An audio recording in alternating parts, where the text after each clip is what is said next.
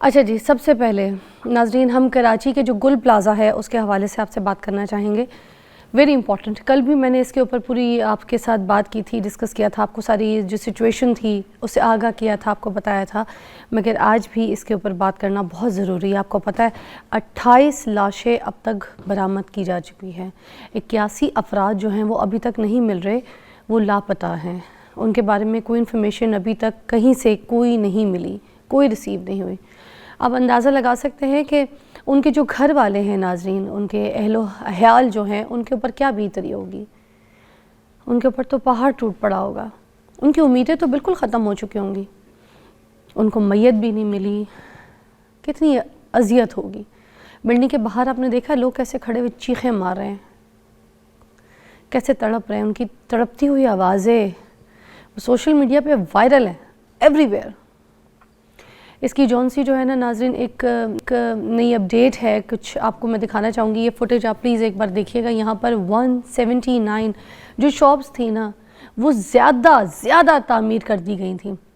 फिर वो जो दाखिली और ख़ारजी रास्ते थे ना, ये शॉप्स एक्चुअली उधर तामीर कर दी गई थी, ठीक है। इन शॉप्स की वजह से नाज़रीन उन लोगों का निकलना बाहर मुहाल हो गया था। जब अंदर ये हंगामी हालत हुई थी तो उनको वो फिर बाहर रास्ते कोई नहीं मिल रहे थे, इसलिए कि जैसे मैंने बताया था कि जो रास्ते थे ना वो सारे के सारे उन रास्तों के ऊपर ही शॉप्स बना दी गई थी। 1021 शॉप्स की इजाज़त थी, गौर से सुनिएगा, 1021 शॉप्स की इजाज़त थी, मगर 1200 शॉप्स बनाई हुई थी, ठीक है। अब इसमें कौन कौन शामिल था,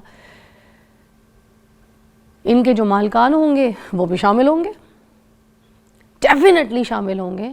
गुल प्लाज़ा के जो मालिकान थे वो डेफिनेटली शामिल होंगे। नाज़रीन आपको पता है इस तरह की चीज़ें जो है ना मोस्टली सामने आती हैं, जो दाखिली रास्ते होते हैं ना उधर जो है ना तजावज़ात से जो है ना कायम करके इनकी छोटी छोटी दुकानें जो है ना वहाँ पे बना दी जाती हैं, ठीक है। और उनके वो रास्ते जो हैं वो निकलने का जो रास्ता है वो तो फिर बिल्कुल ही छोटा सा तंग सा रह जाता है। अगर आग की कोई ऐसी सिचुएशन हो जाए और ऐसे हंगामी हालात हो जाएं तो इस पैनिक सिचुएशन में आपको बाहर निकलना तो बहुत मुश्किल हो जाएगा, क्योंकि देखें ना जब आग लगी है तो वहाँ पे धुआं भी है, वहाँ पे अंधेरा भी है, वहाँ पे लाइट अवेलेबल नहीं होगी, कोई रोशनी अवेलेबल नहीं होगी। इवन धुआं जब आपकी नाक में और आपकी आंखों में जाके लगता है एंड देन उस सिचुएशन में यू कांट सी एनीथिंग। आपको पता है मोस्टली इस तरह की सिचुएशन में जो अमवात होती हैं तो वो हंगामी हालत जब होती है तो जो लोग भाग रहे होते हैं वो टक्करों में, कोई पैरों के नीचे कुचल जाता है, कोई किसी की ठोकर में, कोई किसी के धक्के में, आधी तो सारी जानें तो इस चक्करों में निकल जाती हैं। क्योंकि जिस वक्त आप अपने आप को बचाने की कोशिश कर रहे होते हैं उस सिचुएशन में आपका माइंड ये काम नहीं करता कि मैंने किसी और की भी जान बचानी। उस वक्त आप कहते हैं किसी की जान जाए कुछ जाए, आपकी अपनी जब सांस रुक रही होती है ना इस धुएं की हालत में और इस आग की सिचुएशन में, जो ये नफ्सा नफ्सी का एक सिचुएशन हो जाती है, तो उस वक्त आप सिर्फ अपनी भागने की सिचुएशन, कोई रास्ता, कोई रोशनी ढूंढ रहे होते हैं। सोचिए इतना अंधेरा, धुआं ही धुआं, आग ही आग, शुआरे ही शुआरे, क्या सिचुएशन होगी। अब ये सारी गलतियाँ किसकी है?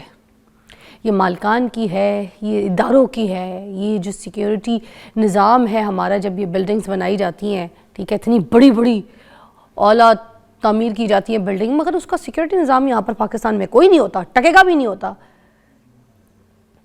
जब भी कोई शॉपिंग मॉल या कोई बिल्डिंग बनाई जाती है ना उसमें प्लान्ड किस्म की वायरिंग होती है ना, इलेक्ट्रॉनिक सारी वो चीज़ें जो है ना इंस्टॉल की जाती हैं, चाहे अंडरग्राउंड, चाहे जिस तरीके से बिल्डिंग के अपने प्लान, मगर जिस तरीके से तजावाज़ बनती है इसमें ये बिल्डिंग्स और ये मॉल्स में ना, उसमें फिर अगर फॉर एग्ज़ाम्पल मैं आपसे बात करती हूँ, अगर 1000 शॉप की लोड उठाने के हिसाब से उसकी वायरिंग डाली गई थी, अब अगर 100-150 दुकानें और मज़ीद बना ली गई हैं तो फिर उसी वायरिंग नहीं तो उनका भी लोड उठाना है ना, सेंस।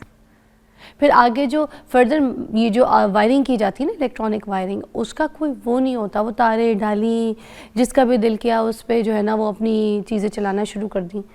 अब वहाँ पे उस जगह पे जाहिर सी बात है जब वो वायरिंग ओवरलोड होती हैं तो उसमें स्पार्क हो जाता है।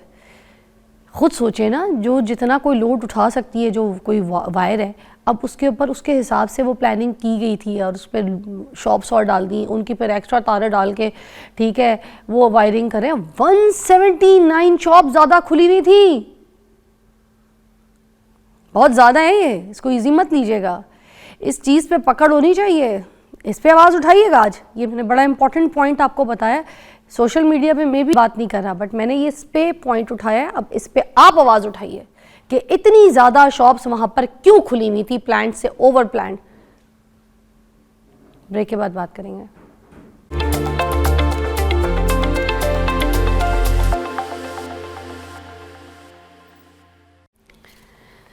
ओके, वेलकम बैक नाज़रीन।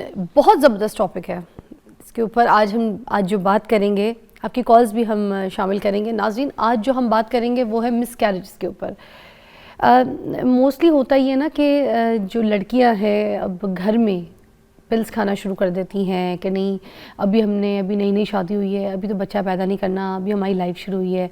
जो मियाँ हज़रात हैं वो ये कहते हैं कि भाई जब मैं कहूँगा बच्चा तब होगा, उससे पहले तुम अपनी फरमाइश मत करना, ठीक है। और कोई सिचुएशन होती है तो तुमने मुझे बताना है, अभी हम रेडी नहीं है पर तुम पिल्स खा लेना, ठीक है। या फिर जो आपको पता है पहले से जो एक प्रिकॉशंस के लिए कुछ गोलियां और कुछ चीज़ें इस्तेमाल की जाती हैं, मगर उसके बावजूद अगर बच्चा ठहर जाए तो उसके बाद घूम फिर के बात आ जाती है कि नहीं अभी मिसकैरेज करना है या फिर ये बच्चा नहीं चाहिए, ठीक है। या कोई भी ऐसी सिचुएशन, अब एक अबॉर्शन भी है जिसमें बाद में डिसाइड ये किया जाता है कि अगर नहीं बच्चा गिर रहा गोलियों से और ज़ाया नहीं हो रहा तो फिर अब हमने जाके अबॉर्शन करवा लेना है, ठीक है, जिसको डीएनसी कहते हैं।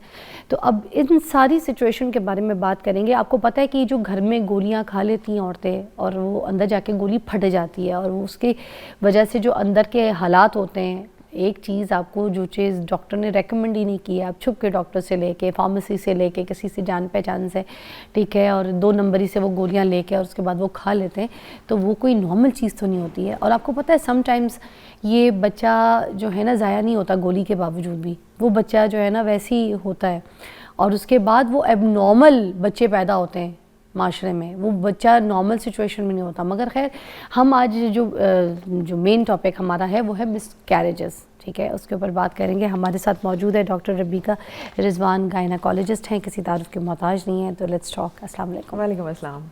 कैसी तबीयत है? Thank you.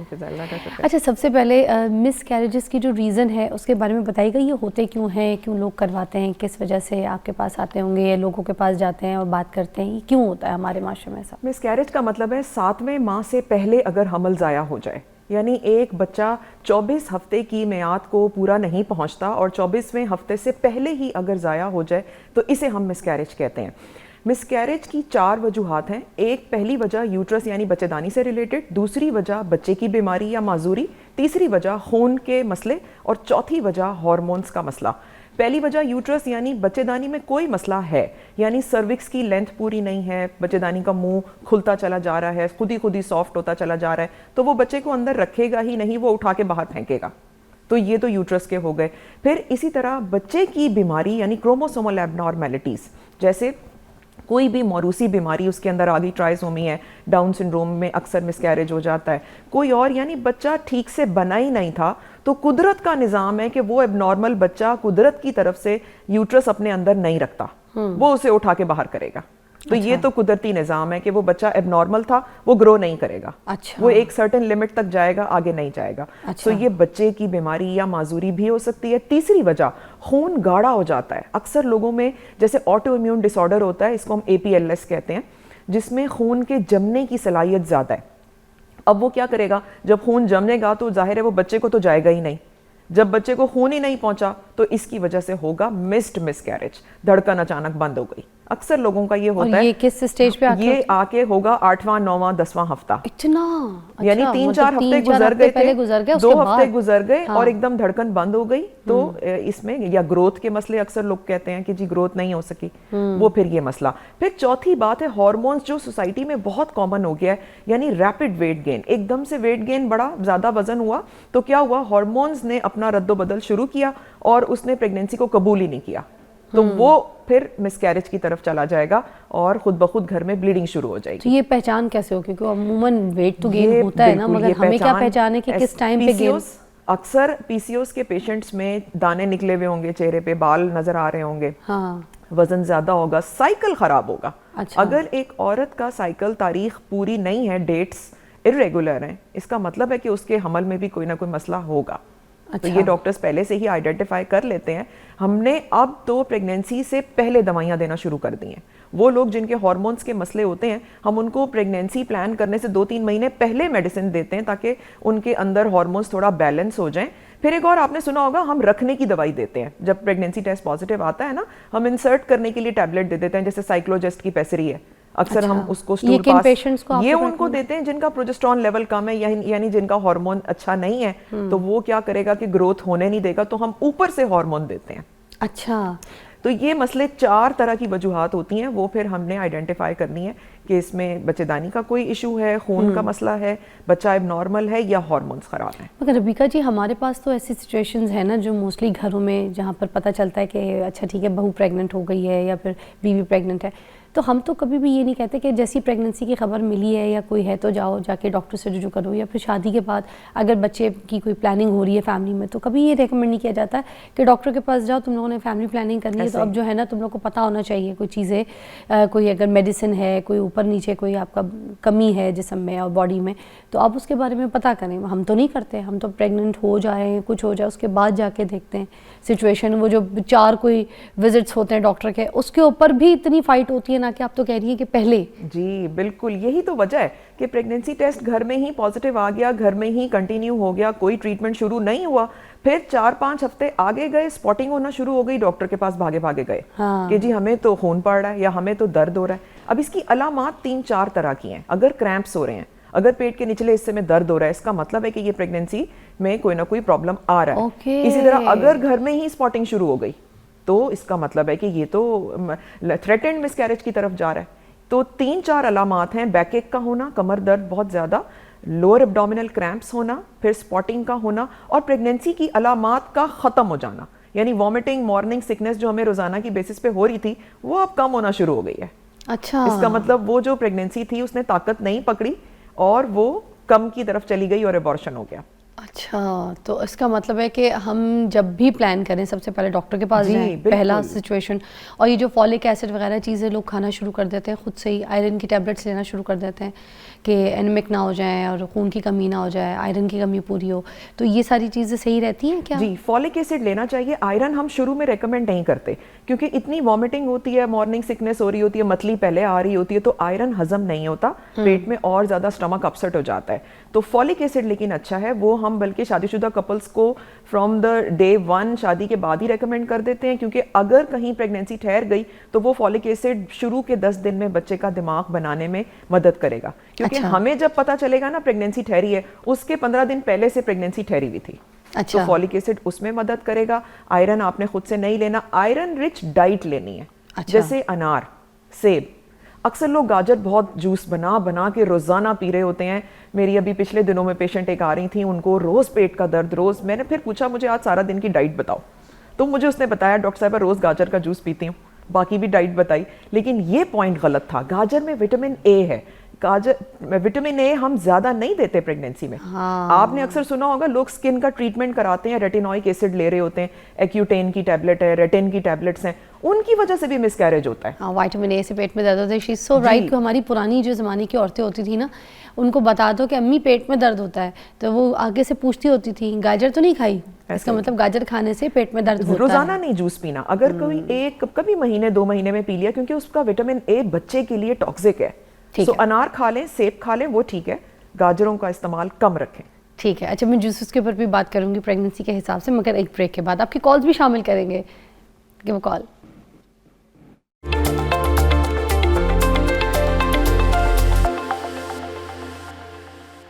रबीका जी, मेरी एक कज़न है, ठीक है, उनके साथ ना अभी 5 साल पहले सीन है, वो बहुत छोटी हैं, शी वॉज़ लाइक 35 और 36, तो वो ना बच्चा प्लान कर रही थी, तो डॉक्टर ने कहा, कराची का ये वाक़या है, उन्होंने कहा कि जो है ना यूट्रस में सिस्ट हैं, चीज़ें हैं, तो वो आप लोग फ़ैसला कर लें कि निकालना ज़रूरी, निकाल दें। तो वो ना उनको दर्द भी होती थी, तो यूट्रस निकालने का फ़ैसला कर लिया। अब वो एडमिट ही थी, तो डॉक्टर ने कहा कि नहीं, आंतड़ियों में भी इन्फेक्शन हो गया है, एक और इसका ऑपरेशन होगा, इसमें आंतड़ियाँ निकालनी होंगी। अब वो आपको पता है सीने से कटता है, वो बिल्कुल नीचे तक सीधी लकीर जैसे बाईपास की होती है, वो पूरा सीना ऊपर से नीचे तक काट के तो 2 खोल के सारी आंतड़ियाँ निकाली गई, सब कुछ बैग वैग लगा के, आपको पता है। और उसके बाद अब सिचुएशन ये है कि उनको मतलब शी लुक्स 55, मोटी भी हो गई हैं, और उनके फिर जाहिर सी बात है सारी सिचुएशन वैसी नहीं, और डिप्रेशन का शिकार, और एकदम से बूढ़ी लगने लग गई हैं।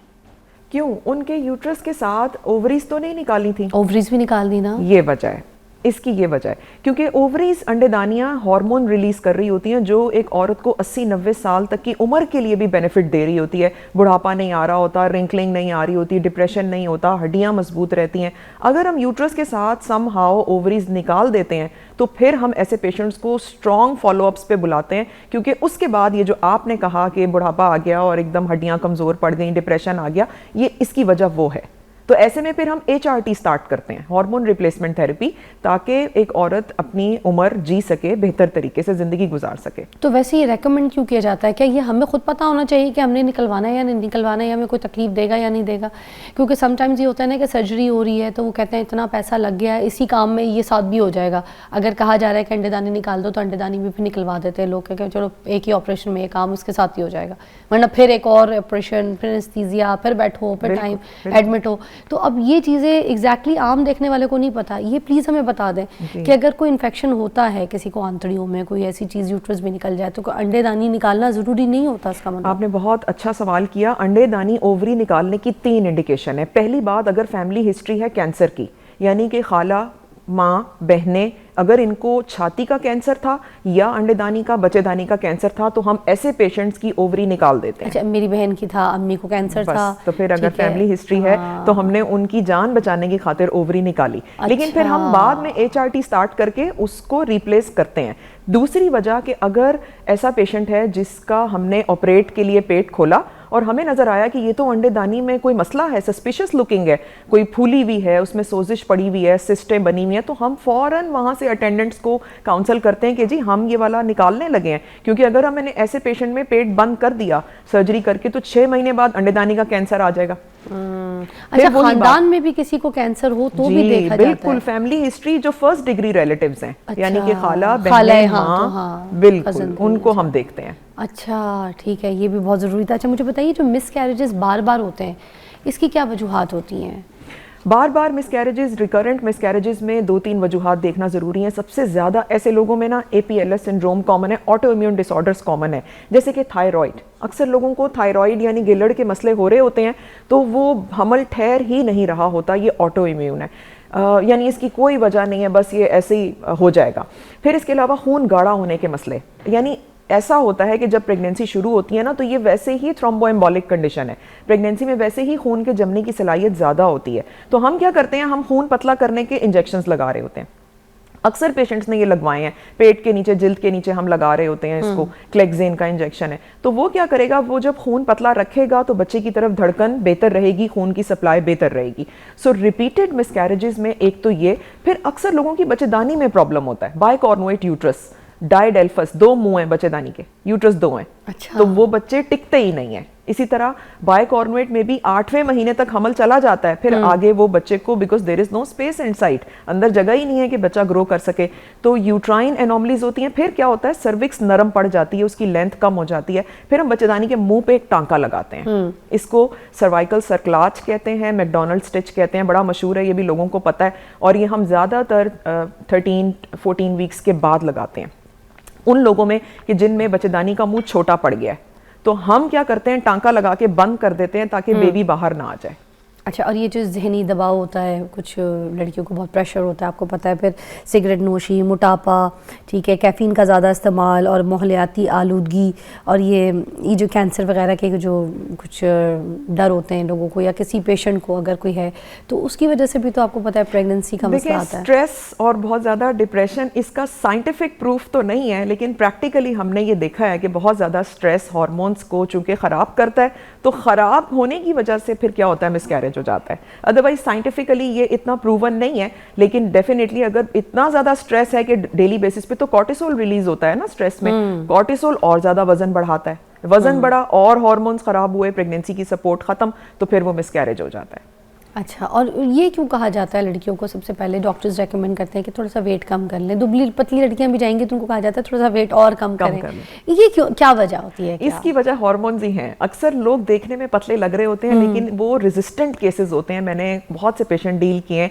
कि जो बिल्कुल थिन लीन लड़कियां होती हैं लेकिन उनमें रेजिस्टेंट पीसीओएस चल रहा होता है, तो वो फिर हार्मोन्स इतने ज्यादा समझे कि आग भड़क रहे हैं कि वो प्रेगनेंसी को कबूल ही नहीं कर रहे होते। तो इसलिए हम उनका, और देखें कुछ लोग अक्सर पेशेंट्स आते हैं, मेरी तो कजन मोटी थी वो तो प्रेग्नेंट है। वो जो मोटी थी ना वो मस्कुलर वाली मोटी थी, वो फैटी वाली मोटी नहीं थी। ये डिफरेंस है। अक्सर लोगों को का मस्कुलर बॉडी होती है, अच्छा। मसल्स ज्यादा होते हैं, पट्टे ज्यादा होते हैं, लेकिन अक्सर लोगों में फैट का कंटेंट ज्यादा होता है जो देखने में थिन लीन लग रहे होते हैं। तो ये इंसुलिन रेजिस्टेंस हो जाती है, इसकी वजह से ही शुगर के लेवल बढ़ते हैं। डायबिटीज बहुत बड़ी वजह है मिसकैरेज होने का। लोगों को शुगर का मसला होता है और वो पता नहीं होता और वो कुछ नहीं ले रहे होते और उसकी वजह से हमल नहीं ठहरता।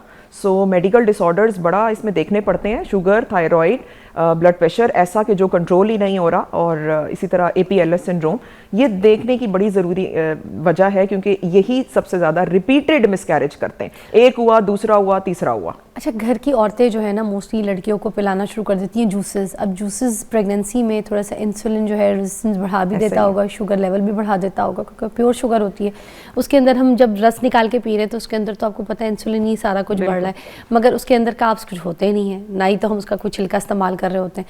तो ये ठीक होता है उस प्रेगनेंसी टाइम पे पीना? Is that okay? क्या वाकई ताकत, जान और सब कुछ देता है या बस हमारे लिए नुकसानदेह है? जूसेस रोजाना की बेसिस पे नुकसानदेह हैं, और ऐसे जूसेस जिसमें आप चीनी डाल डाल के बना रहे हैं, तो मैं हमेशा ये रेकमेंड करती हूँ कि फलों को वैसे खा लें, बजाय इसके कि आप चीनी डाल डाल के उनको रगड़ रगड़ के जूस बना बना के पिएं।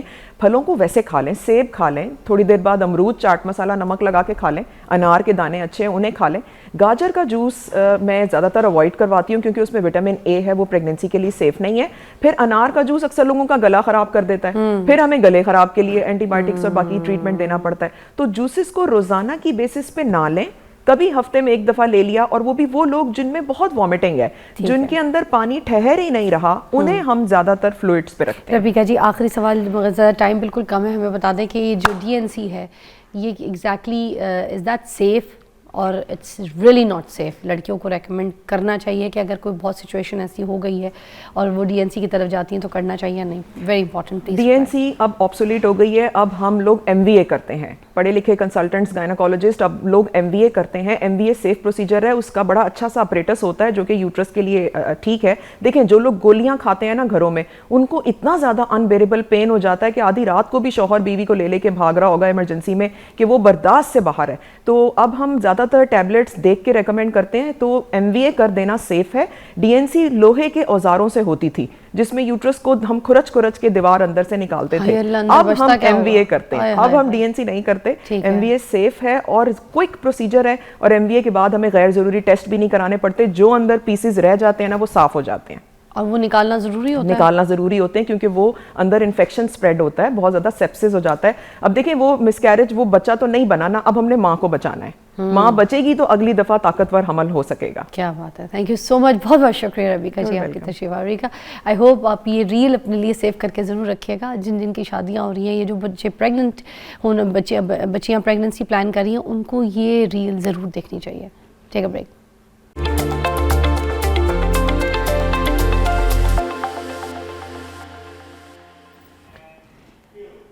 Welcome back, watching morning with Fiza. नाज़रीन, हमारे पास अब स्किन के हिसाब से बात करने के लिए, आपकी सेहत के हिसाब से बात करने के लिए एक अच्छा सेगमेंट है। हमने बुलाया है यहाँ पर नैयर आपा को, जो कि आपको बताएंगी कि अभी जैसे मौसम आ गया, आपको पता है कीनू आ रहे हैं और कीनू के जूसेस लोग पीना शुरू कर देते हैं, कीनू खाना शुरू कर देते हैं। शाम होती है तो लोग कीनू छील के बैठ जाते हैं अपने घर में, बच्चों को खिला रहे होते हैं, ख़ुद खा रहे होते हैं, मगर अब जब इसका मौसम चला जाएगा, इसकी जो इफ़ादियत है वो आप हासिल नहीं कर सकेंगे। इसके लिए आज हमने इनको मधु किया ही हमें बताएंगी कि इसकी जो चीज़ें हैं, इसके जो रस है, इसके जो फ़ायदे वाले इंग्रेडिएंट्स हैं, उनको किस तरीके से प्रिजर्व कर सकते हैं। हमारे पास मौजूद है नैयर जी। अस्सलाम वालेकुम। हाँ जी, वालेकुम अस्सलाम। कैसी तबीयत? अल्हम्दुलिल्लाह। तो कीनू की पहले तो हमें इफ़ादियत बता दें, क्योंकि कीनू का मौसम आ चला है, तो हमें तो सिर्फ ये पता है कि हमने खाना है और इसका जूस पीना है। हाँ जी। इसके अलावा और क्या क्या चीज़ें हैं? हाँ जी, कीनू आप देखें कि सर्दियाँ स्टार्ट होते साथ इसकी तासीर कितनी ठंडी है। हाँ, ठीक है, खा के जो है वो थोड़ी सर्दी लगने जो लग जाती है, लेकिन हम सर्दियों के अंदर जितनी जो है वो हम डाइट ले रहे होते हैं वो थोड़ी एसिडिक होती है, हैवी होती है, ऑयली होती हैं। जितनी भी चीज़ें जो है वो हम खा रहे होते हैं या आयरन बेस्ड होती हैं। आप देखें पालक, मेथी, साग वगैरह, ये सारी चीज़ें ज़्यादा सर्दियों के अंदर आती हैं, फ्रेश और खाई जाती हैं। तो ये rich source of vitamin C है। विटामिन सी आयरन को, कैल्शियम को, इन तमाम चीज़ों को एक तो बॉडी के अंदर जो है वो एब्जॉर्ब बहुत अच्छे से करता है। दूसरे नंबर पे विटामिन सी सिंथेटिक फॉर्म में नहीं, ऑर्गेनिक फॉर्म में डेली बेसिस पे आपकी बॉडी की नीड है। आपकी बॉडी इसको स्टोर नहीं करती है। बाकी तमाम विटामिन और न्यूट्रिएंट्स हमारा लीवर जो है वो स्टोर कर रहा होता है, ज़रूरत पड़ने पे हमारी बॉडी उसको यूटिलाइज करती है, लेकिन विटामिन सी डेली लेना पड़ता है। अब इसके बेनिफिट क्या है कि अगर हमें जो है ये इसको डेली लेना है, और सर्दियों के अंदर जो है ये सिट्रस का जो है वो, आप देखें गर्मियों के अंदर आम आ रहा होता है और आम कितना गर्म होता है कि उसके साथ हमें ठंडी चीज़ें लेनी पड़ती हैं। तो अल्लाह ताला ने जो है वो बैलेंस रखा है। सीजनल फ्रूट्स और वेजिस की अगर हम बात करते हैं तो अल्लाह ताला का जो निज़ाम है, जो कुदरत है, हमें उसी के मुताबिक जो है वो चलना है। तो सिट्रस फ्रूट जूसेस जो हैं वो आप जैसे दोपहर में आपने खाना खाया तो बाद में आप 1 या 2 किन्नू लाजमी जो है वो खाएं, ठीक है। तो विटामिन सी आपको पता है कोलेजन की प्रोडक्शन को, सर्दियों के अंदर ड्राइनेस हो रही होती है, बहुत ज़्यादा झुर्रियाँ आ रही होती हैं, जॉइंट्स वगैरह में पेन हो रही होती है, सर में डैंड्रफ हो रही होती है, ठीक है। नज़र जो है वो बड़ी वीक सी जो है वो फील हो रही होती है, बड़ा आप लेथार्जिक जो है वो फील करते हैं। तो ये एक तरह से आपका इम्यून बूस्टर भी है। आपका खाया पिया, लकड़ हजम, पत्थर हजम, इसको खा लेते हैं तो डाइजेस्ट हो जाता है, ठीक हो गया। वेट गेन नहीं होता। हम सारी हैवी चीज़ें ले रहे होते हैं, सर्दियों में वो रज़ाइयों में घुसे हुए हैं, कमरे में बंद होके बैठे हुए हैं, कोई इतनी वॉक वगैरह नहीं, रूटीन वाइज तो जो है जो निकल जाते हैं गर्मियों के अंदर, सर्दी में नहीं होता। तो अगर आप विटामिन सी साथ ले रहे होते हैं तो जो फैट है वो आपकी बॉडी के अंदर जो है वो डिपॉजिट नहीं होता, ठीक है। उसके बाद हमारा इम्यून वीक हो जाता है, जिसकी वजह से नज़ला, ज़ुकाम, फ्लू, इस तरह के इश्यूज हो रहे होते हैं। और मैंने देखा है मोस्टली जो है वो घरों के अंदर जो है वो मना कर देते हैं कि नज़ला ज़ुकाम है, मत खट्टी चीज़ खाओ। जबकि हमारे घर के अंदर, मेरे घर में मुझे अच्छी तरह याद है, नज़ला ज़ुकाम फ्लू होता था, सासू माँ मेरी जो है वो ढेर सारे ऑरेंज मौसमियाँ काट के नमक लगा के रख देती थी, ये लो पकड़ो इसको खाओ। तो विटामिन सी आपके जब इम्यून को बूस्ट करेगा तो नज़ला ज़ुकाम फ्लू जो है ये चीज़ें होंगी नहीं, अगर हुई हैं तो बेहतर हो जाएंगी। हाँ, खट्टी चीज़ नहीं लें अगर गला आपका ख़राब है। मौसमी आप देखें, फ्रूटर आता है वो मीठा होता है, ठीक है, उसमें खटास इतनी ज़्यादा नहीं होती। उसके बाद हम ऑरेंज को खा के, ऑरेंज छीलते हैं ना, उसके अंदर से जो उसके वाइट जो उसका शेल है, उसकी जो लेयर है छिलके में और किन्नू, उसको तो हम रज के जो है ना एक एक जो है ना उसका वो साफ करते हैं, उसको साफ करते हैं। ऐसे ही है। नहीं, आप जो उसके साथ जो वाइट पार्ट होता है, ठीक है, उसका जो प्रोटेक्टिव छिलके में और उसके अंदर एक प्रोटेक्टिव लेयर होती है, आप जब काशे खा रहे होते हैं तो आप उसको लाजमी में कंज्यूम करें। उसमें क्या होता है खासकर वो लोग, हाँ जी मैं आपको बताती हूँ, क्योंकि आपको पता है मेरा ऑर्गेनिक के ऊपर बहुत ज़्यादा रिसर्च है, काम है, मेरी ऑर्गेनिक प्रोडक्ट्स हैं। पैक्टीन एक गम है, ठीक है, ये वो गम है जो आपके जूसेस वगैरह को गाढ़ा करने के लिए, ज़ैंथन गम आती है, CMC आती है, पैक्टीन इससे जो है वो रिफाइन की जाती है, जो आपके ऑरेंज पील्स हैं और उसके अंदर का जो वाइट पार्ट है। तो पैक्टीन बेसिकली एक गम है, ठीक है, ये थिकनर है, आपके जूसेस वगैरह को थिक करता है। तो सर्दियों में आप देखें कॉन्स्टिपेशन का कितना इशू हो जाता है। अगर आप ऑरेंज को उसके उस वाइट के साथ खाएंगे, क्योंकि ये एक जेली है, एक जेल है, तो जब आप उसके साथ खाएंगे आप देखें कि आपकी कॉन्स्टिपेशन नेचुरली जो है ये खत्म हो जाएगी। ये अच्छा, लुब्रिकेट करेगा। उसकी ब्रेक है नैया जी, उसके बाद हम किचन में जाएंगे और किचन में जाके सारी चीज़ें जो प्रिजर्व की है, जो सारे प्रोडक्ट्स लेकर आई हैं, जो नए तरीके के टोटके हैं, सब आपको यहाँ पर सिखाएंगे भी, बताएंगे भी हर्बल। एक ब्रेक के बाद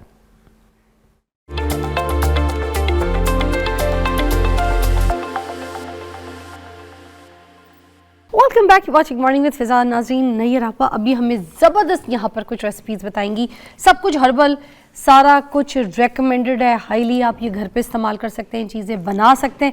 अब ओवर टू यू, आप क्या क्या करने लगी हैं आज, क्या क्या बनाने हाँ लगी? जी फिजा, देखें हम जब किन्नू खाते हैं ना, मैं एक मेन चीज़ जो है वो आपको जो है वो क्लियर करना चाहूँ। हम किन्नू खा के तो छीलते हैं, छील के हम जब खा रहे होते हैं ऑरेंज को, तो हम इसका जो ये वाला वाइट, इसका जो एक लेयर है, एक प्रोटेक्टिव लेयर छिलके में और इसके दरमियान में, ठीक है। हम इसको जो है वो अच्छी तरह से जो है ना उतार के फिर खाते हैं, ऐसे ही सब ऐसे ठीक है। ऑरेंज खाते हुए आप जो है ना इसको बिल्कुल भी रिमूव ना करें, खासकर वो लोग कि जिन लोगों को कॉन्स्टिपेशन का बहुत ज़्यादा इशू है, सर्दियों के अंदर बहुत ज़्यादा कॉन्स्टिपेशन हो जाती है, ठीक है। ऑरेंज खा रहे होते हैं, विटामिन सी ले रहे होते हैं, तो इसके अंदर से जो है वो एक जेल, एक गम जो है वो रिफाइन होती है, जिसको जो है वो पेक्टीन कहते हैं, ठीक है। इस तरह से इसमें से जो है वो रिफाइन करते हैं पेक्टीन को। पेक्टीन आपके जूसेस वगैरह के लिए थिकनर का जो है ये काम करती है, अच्छा। ठीक है। तो आप अगर इसके साथ खाएंगे, आप विटामिन सी भी ले रहे हैं, और जिन लोगों को कॉन्स्टिपेशन है, अगर आप ये वाइट पार्ट के साथ खाएंगे,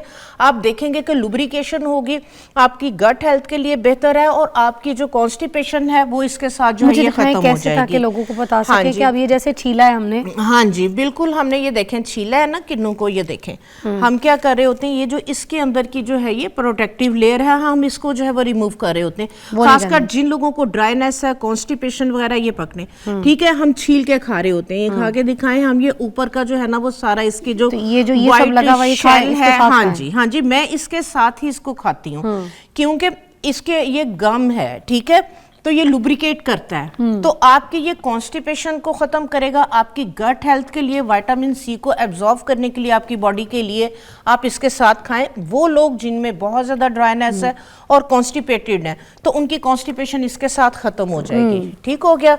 अच्छा, उसके बाद जो है ये हम छिलके क्या करते हैं कि हम ऑरेंज पील जो है वो इसको भी अंदर से जो है वो छील के फिर खुश्क करके रख रहे होते हैं उपटन वगैरह के लिए। मुझे अच्छी तरह याद है कि हम लोग जो है ना वो बहुत ज़्यादा, आप देखें ऑरेंज मार्मलेड आता था, एक तो जैम था, ऑरेंज मार्मलेड आता था, उसको हम जब स्लाइस वगैरह पे या रोटी के ऊपर लगा के खाते थे, तो माल्टे के जो छिलके हैं वो इतने मज़े के लगते थे। जर्दा बनता था, उसके अंदर जो है ये आप देखेंगे कितना ज़्यादा जो है वो यूज़ हो रहा होता था। तो ये rich source of vitamin C है, ठीक है। काला नमक नहीं है? नहीं, काला नमक अच्छा लगता है लगा के? हाँ, काला नमक लगा के बहुत अच्छा लगता है। अच्छा, आज मैं आपके साथ जो चीज़ शेयर करने जा रही हूँ, क्योंकि मेरा जो है वो एक उपटन, ब्राइडल उपटन जो है वो बहुत ज़्यादा जो है वो सेल होता है और बहुत पसंद किया जाता है। उसकी आज जो मेन उसकी जो रेसिपी है, आज आपके साथ मैं वो शेयर करने जा रही हूँ। हाँ जी, तो आप लोग क्या करते हैं कि माल्टे के छिलके जो है वो खुश्क करके उसका पाउडर आप डाल रहे होते हैं, वो जस्ट लाइक एक एक्सफोलिएटर रह जाता है। असल प्रॉपर्टीज, असल क्वालिटीज, असल एसेंशियल ऑयल्स इसके छिलके के अंदर है। अच्छा। इसका असल जो विटामिन सी का सोर्स है वो छिलके के अंदर है, जो आपकी स्किन के लिए बहुत जबरदस्त है। अच्छा। एक तो विटामिन सी रिच सोर्स, और दूसरे नंबर पे एक वाइटनिंग इसका जो कंपाउंड है वो इसके छिलके के जूस के अंदर है। अब हमने छिलके के जूस को किस तरह से जो है वो पूरे साल के लिए प्रिजर्व करना है, तो ये मैं आज आपके साथ एक बिल्कुल यूनिक, एक डिफरेंट जो है वो बिल्कुल नई जो है वो रेसिपी जो कि मैं आपको पता है कोर्सेज वगैरह करवा रही होती हूँ, तो उसमें मैं अपनी स्टूडेंट्स के साथ जो है वो शेयर कर रही होती हूँ, ठीक है। पानी दे दीजिएगा प्लीज, पानी और टिश्यू। पानी, हाँ जी, पानी दे दें।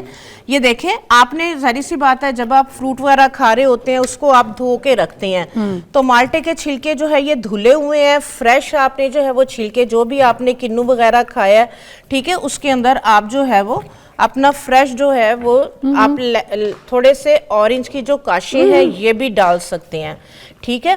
माल्टे के छिलके इस तरीके से ये देखें आपने जो है वो इसके अंदर डाल देने हैं, डालें फिर से पानी डालें, ठीक है। माल्टे के छिलके, हमें इसका बेसिकली जूस चाहिए है, ठीक है, हाँ जी, और थोड़ा सा डाल दें, चलें बस, ठीक है।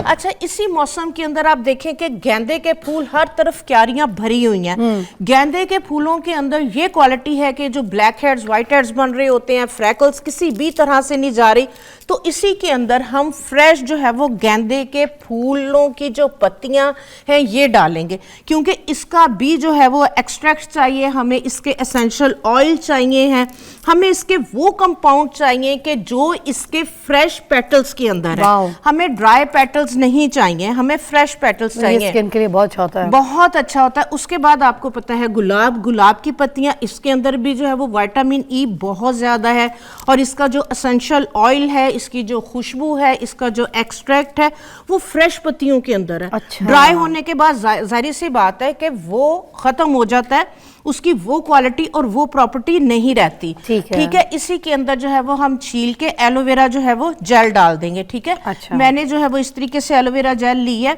अब आप इसको जो है वो फिजा ग्राइंड करेंगे। ठीक है, अब इसको हमने आगे किस तरह यूज करना है ये मैं आपको बता। आधा गिलास इसके अंदर पानी भी हमने डाला है। हाँ जी, तकरीबन आधा गिलास, 1 गिलास, जिसके अंदर ये इजीली ग्राइंड हो सके। आपने इतना इसके अंदर जो है ये पानी डालना है।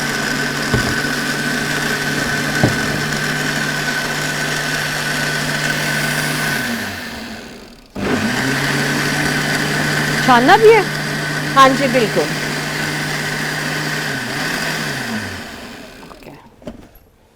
हाँ जी ठीक है, अब हम इसको छान अब लेंगे। इसको हम जो है वो इस तरीके से छानेंगे। इसके अंदर डाल दें।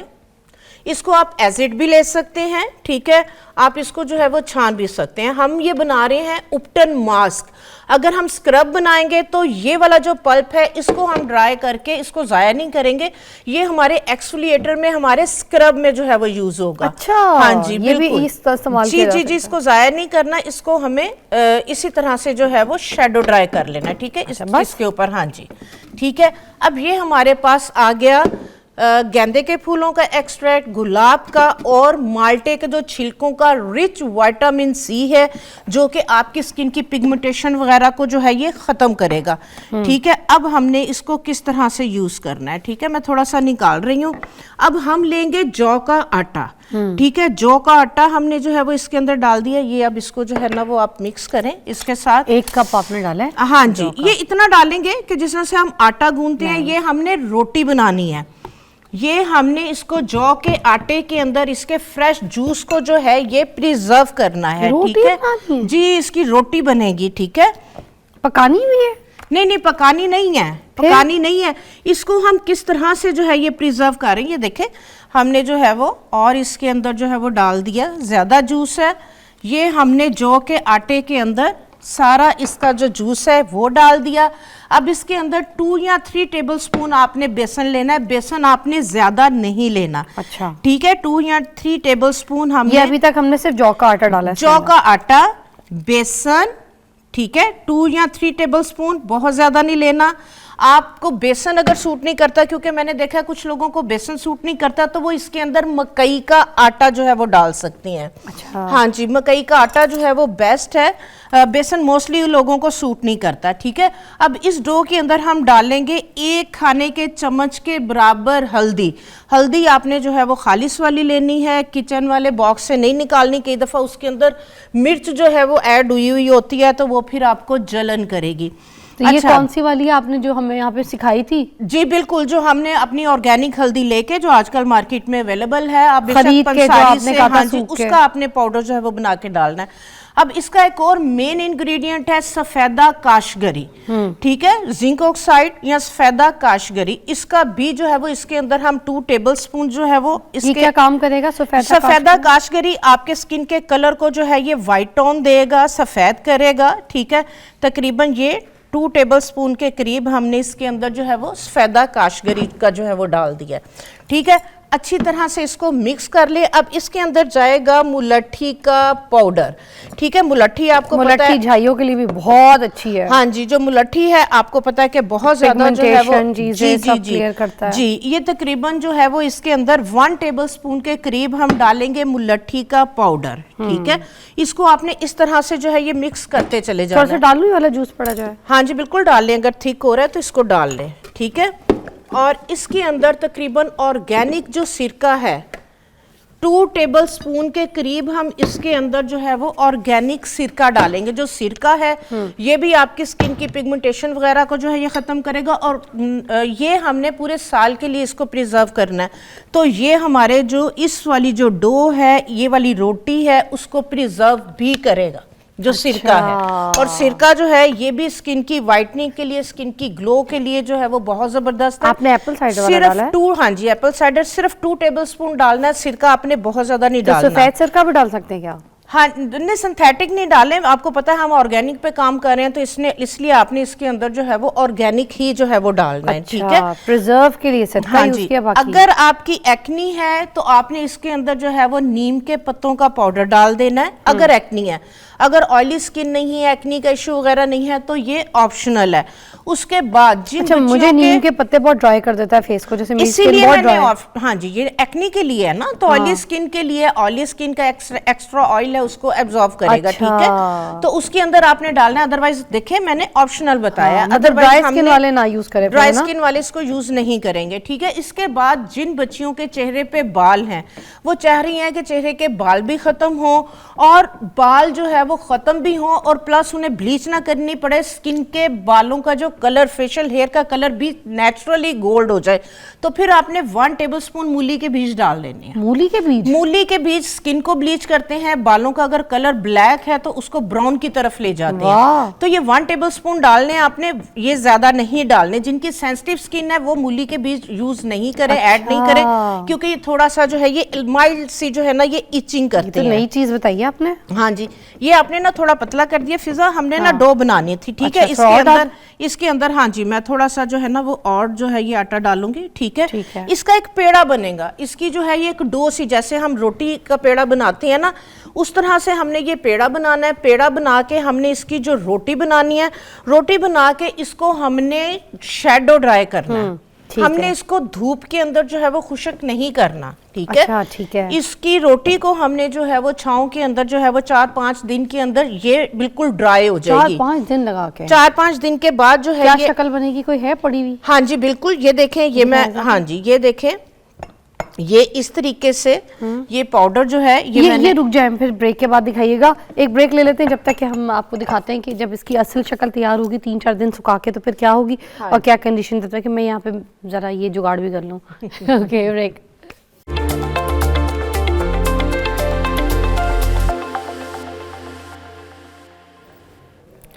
अच्छा ठीक है, ये प्लेट में जो हम लोगों ने डो बनाया था, ये डो बनाई, ये थोड़ी सी पतली हो गई, जिस तरह से हम आटा गूंथते हैं ना, ये डो उस तरह से रेडी होगी।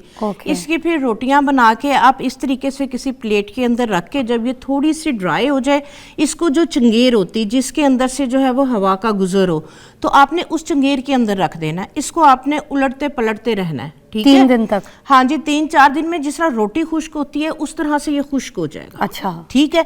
इसके अगर आप वैसे उपटन बना रहे होते हैं, अगर आप वैसे उपटन यूज करते हैं, उसके इतने ज्यादा अच्छे रिजल्ट नहीं है जितने फिजा इसके आपको जो है ये अच्छे रिजल्ट मिलेंगे। Really? ये देखें, ये इस तरीके से एक बड़ा फाइन सा पाउडर, इसको क्योंकि ऑलरेडी हमने बिल्कुल इसके अंदर फाइन पाउडर जो है वो ऐड किया, कोई मोटा स्क्रब की तरह से चीज हमने ऐड नहीं की। तो ये बिल्कुल इस तरह से जब हम इसको तोड़ के इसको फिर हम चॉपर के अंदर चॉप कर लेंगे, तो और इसको जिस तरह से छलनी में हमने वो छाना है, इसी तरह आटे वाली छलनी में छान लेंगे। ठीक है। अच्छा। तो ये हमारा बनेगा, ये उपटन मास्क बनेगा। बिल्कुल ऐसा पाउडर? जी बिल्कुल, ये देखें, ये इस तरीके से आपने करके इसको आपने बिल्कुल फाइन छान लेना। हम स्क्रबिंग नहीं कर रहे हैं, हम उपटन मास्क बना रहे हैं। ये टोटल जो है वो डिफरेंट है। ठीक है, इसको जो है वो हम पानी के अंदर या दही के अंदर, ये देखें मैं दही के अंदर इसको जो है ये मिक्स कर रही हूँ।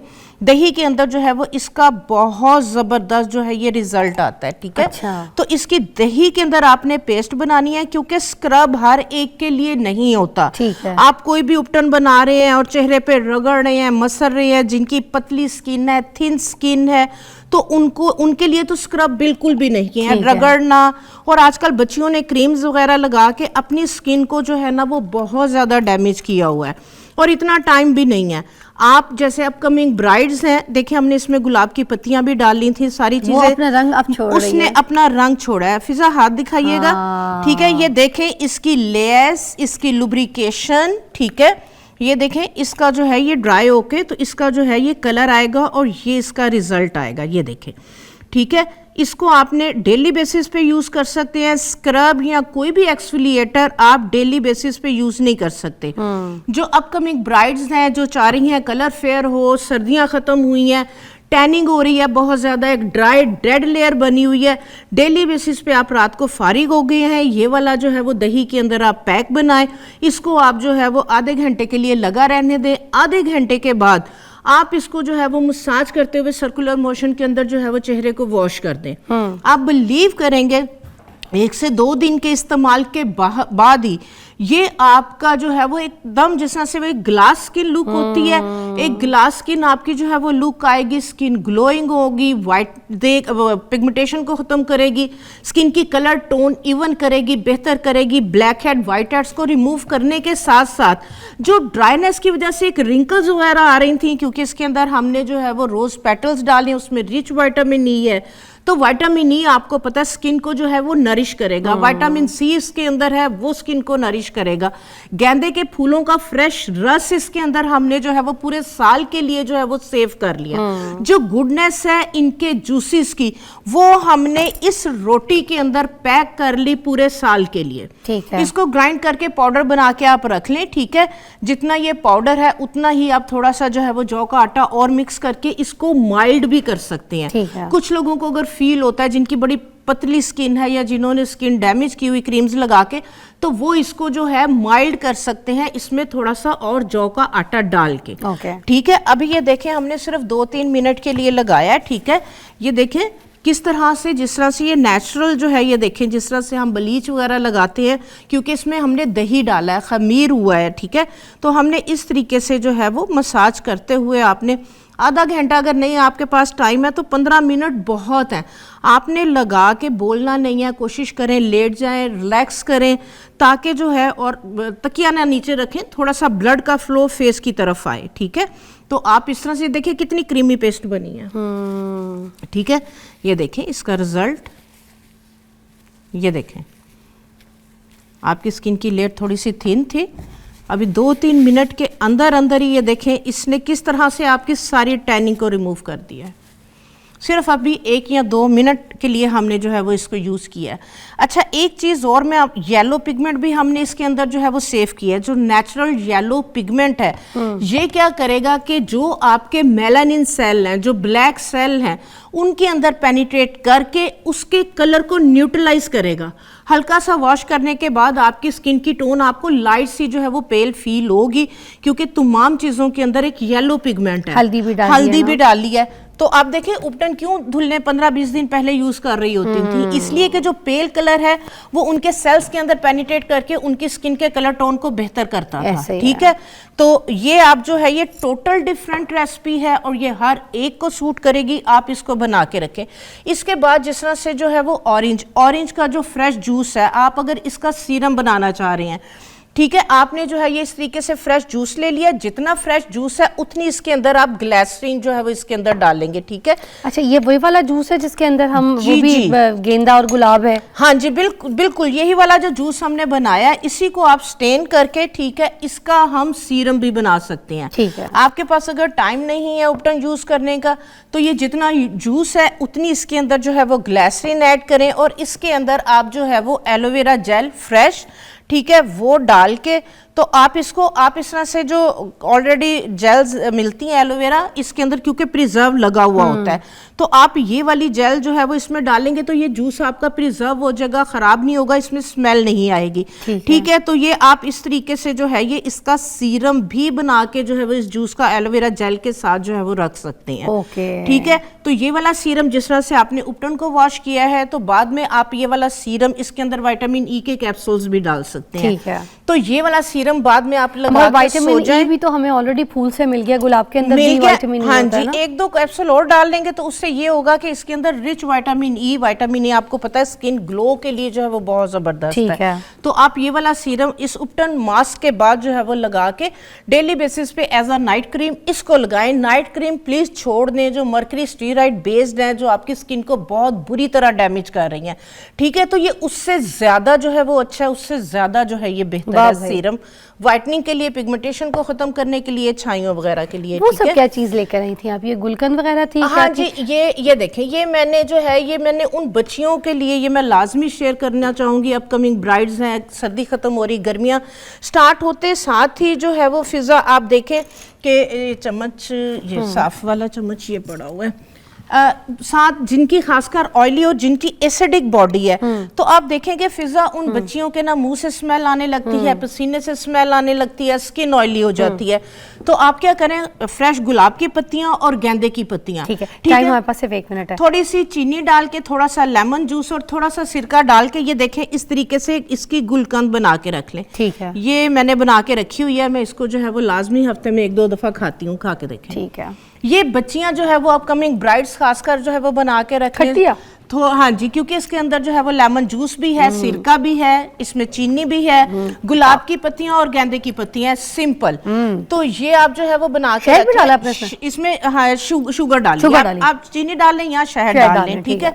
तो ये आप जो है वो 1 टेबलस्पून खाना शुरू करें। जिन लोगों का गर्मियां स्टार्ट होते साथ ही पसीने से स्मेल, मुंह से स्मेल आने लगती, ये उनके लिए बेहतरीन है। उसके बाद जिनको एक्नी का इशू हो जाता है, ये खाना शुरू करें, आप देखें कि ना उनकी जो है ना वो एक्नी वगैरह का इशू नहीं होगा। बहुत ज़बरदस्त चीज़ें बताई हैं। एक तो ये वाली जो हमें यहाँ पर उपटन बनाना सिखाई है, ये उपटन आप अपने घर पे बना के इस्तेमाल कर सकते हैं, अपने रंग को भी साफ कर सकते हैं और आपकी डेड स्किन की लेयर भी ठीक हो जाएगी। ये ज़बरदस्त चीज़ थी, इसको ट्राई ज़रूर कीजिएगा। हम एक ब्रेक लेंगे, ब्रेक के बाद आपको मिलता है। Thank you so much. Thank you.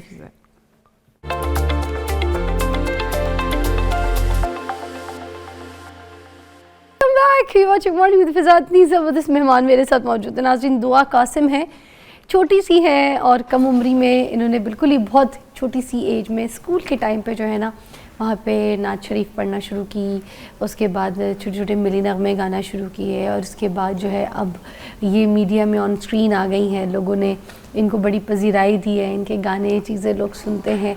इनके अब्बू जो है, इनकी स्टोरी बड़ी स्ट्रॉन्ग है। वालिद साहब इनके रिक्शा चलाते हैं, रिक्शे वाले, बहुत मेहनती हैं, बहुत मेहनती बाप की बेटी हैं और इनके जो वालिद साहब हैं जो कुछ कमाते हैं वो इनके ऊपर भी स्पेंड करते हैं, लगाते हैं ताकि इनका करियर, इनका जो शौक़ है वो आप सबके सामने आ सके। कैसी है दुआ? जी अल्हम्दुलिल्लाह, मैं बिल्कुल ठीक हूँ। हमारे लिए भी दुआ कीजिएगा। जी है, आपकी अम्मी और आपके अब्बू तो आपके लिए दुआ भी करते हैं और नाम भी दुआ रख दिया। जी। तो ये कब से सिलसिला शुरू हुआ, बताएं कैसे पता चला लोगों को, आपके घर वालों को, कि आप इतना अच्छा गाती है, इतनी अच्छी आवाज़ है?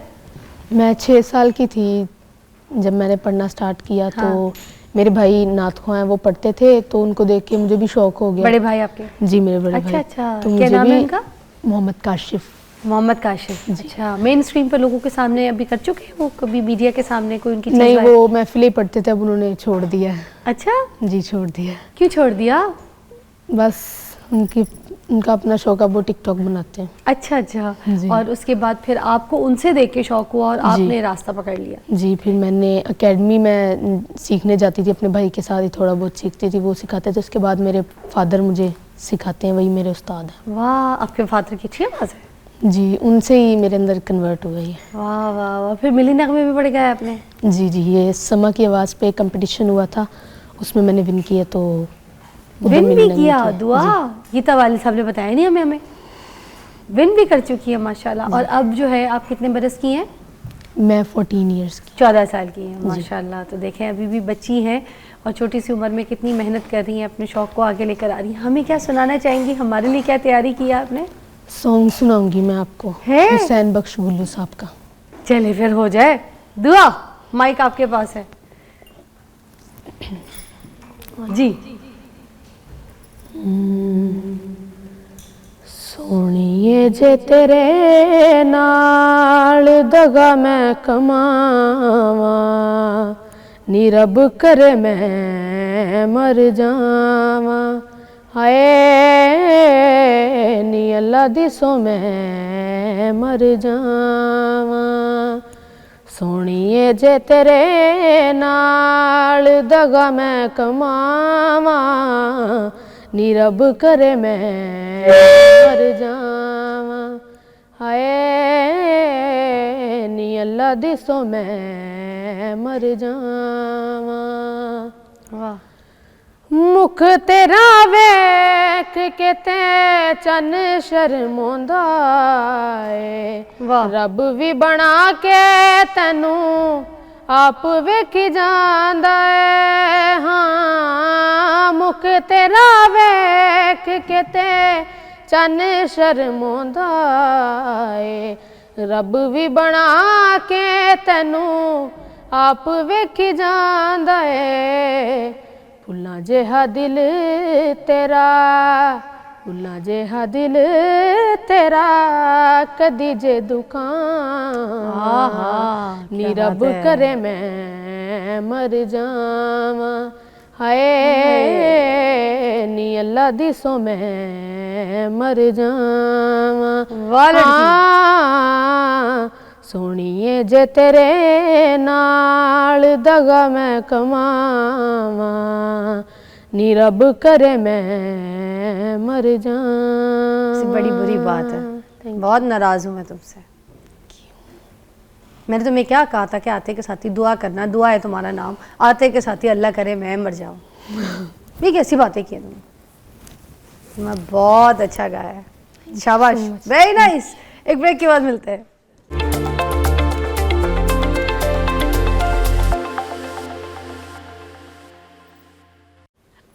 अच्छा, दुआ जो है ना एक कॉन्सर्ट के लिए जा रही है कनाडा बहुत जल्दी, तो उनकी चीज़ें वीज़ें तैयार हो रही हैं। ब्रेक में मैंने इसको कहा, इनके वालिद साहब इधर ही बैठे, तो मैंने कहा बस 5-6 रिक्शे एक साथ दिला देगी, तो कहती है नहीं फिर मैं रिक्शा ही छुड़वा दूँगी। अब्बा को रिक्शा नहीं चढ़ा देगी, है ना? नहीं, अगर उनको शौक है तो फिर करने देना, जैसे तुम्हें सिंगिंग का शौक है, उनको रिक्शा चलाना है क्या? यही ना, देख लिया। अच्छा, फिर अब कोई अगर सजाद अली, उनको सुनाना, सुनाओ। अच्छा, बच्ची होशियार है, 14 साल की है, बट टैलेंटेड है। चलो जी। आसे खोले ने तेरियां यादां ने, आ मिल सजना फरियादां ने, आसे खोले ने तेरियां यादां ने, आ मिल सजना फरियादां ने, मेरे दिल दा सोना तक वेड़ा, दर्दां ने ठिकाना लभया ऐ, तू ना विछड़ के मिलियो चन सजना, सा सारा ज़माना लभया ऐ, तस्वीर बना के मैं तेरी जीवन दा बहाना लभया ऐ, तू ना विछड़ के मिलियो चन सजना, सा सारा ज़माना लभया ऐ, तस्वीर मेरे हिजर दी कोई मिसाल नहीं, एक तू जो मेरे नाल नहीं, मेरे हिजर दी कोई मिसाल नहीं, एक तू जो मेरे नाल नहीं, तेरी खातिर गलियां रुल गया, दुनिया नू दीवाना लभया ऐ, तू ना विछड़ के मिलियो चन सजना, सा सारा ज़माना लभया ऐ, तस्वीर। कोई नूर जहाँ का भी सुनाओ। बहुत अच्छा गाया तुमने, बहुत अच्छा गाया। नूरजहां के न वो पंजाबी आते हैं उनके। पंजाबी गा दो। हाँ, पंजाबी तो मुझे बहुत पसंद है, सबको पसंद है, कल्चरल ज़बान है। सुनाओ भाई, प्रमोट करें पंजाबी। वो सुनाऊंगी। कौन सा? वेख तेरा प्यार मैनू मिला। हाय, सुना दो, किसी ने नहीं गाया मेरे शो पे आज तक। गाओ गाओ। हाँ। वेख तेरा प्यार मैनू मिलिया, मैं दुनिया ते होर की लेना।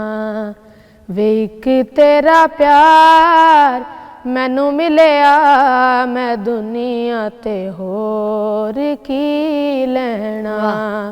करीना दूर कदमा तो करीना दूर कदमा तो असां तैनू होर की कहना वे इक तेरा प्यार मैनू मिलिया मैं दुनिया ते होर की लेना।